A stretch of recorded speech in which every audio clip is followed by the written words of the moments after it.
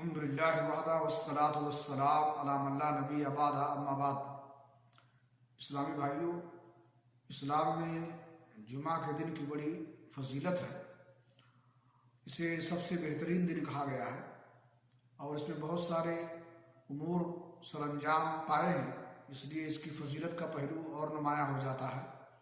صحیح مسلم شریف کی حدیث ہے، رسول اکرم صلی اللہ علیہ وسلم نے فرمایا: خیر یوم طلعت علیہ الشمس یوم الجمعہ فیہ خلق آدم وفیہ ادخل الجنہ وفیہ اخرج منہا۔